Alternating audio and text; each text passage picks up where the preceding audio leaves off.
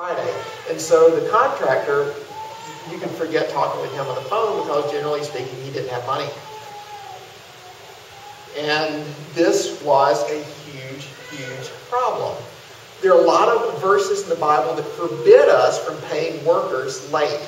Verses like Leviticus 19:13, Matthew 28. We're going to look at Deuteronomy chapter 22, 14 and 15.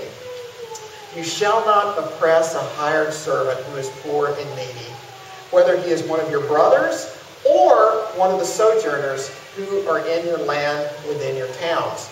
You shall give him his wages on the same day before the sun sets, for he is poor and he counts on it. Lest he cry out against you to the Lord, then you be guilty of sin.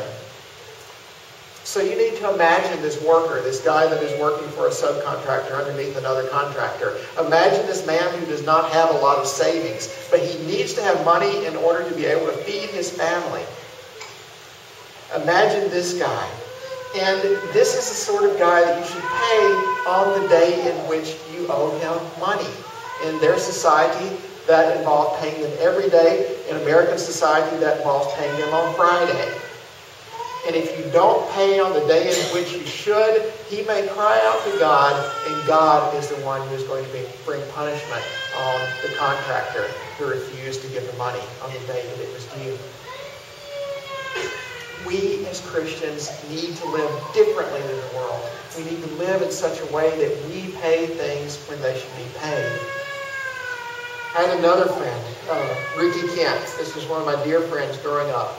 And Ricky owned a funeral home. He was a good small businessman, and he said that he was talking with me one day about the problems that he had in his business. And he said that the biggest problem that he had in his business was cash flow.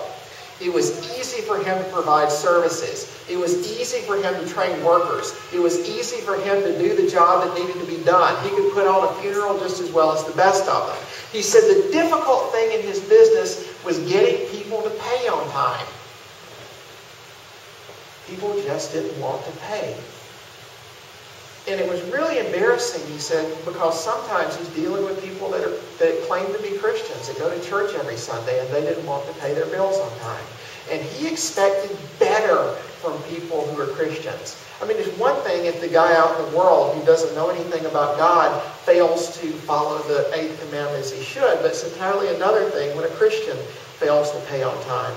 You expect Christians to do what is right.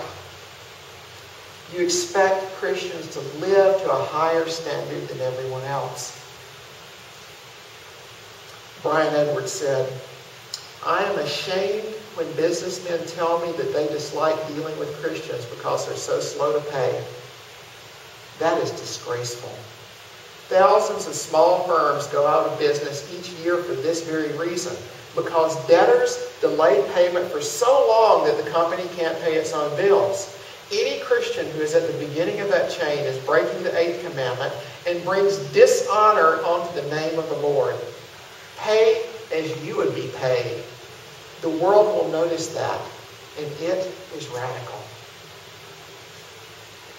Let's extend this advice from Pastor Edwards to everything involving the 8th commandment. Let's obey the 8th commandment so that the world will notice the greatness of our God, so that they will notice the way in which we have been saved from our sins. And that, as Edwards says,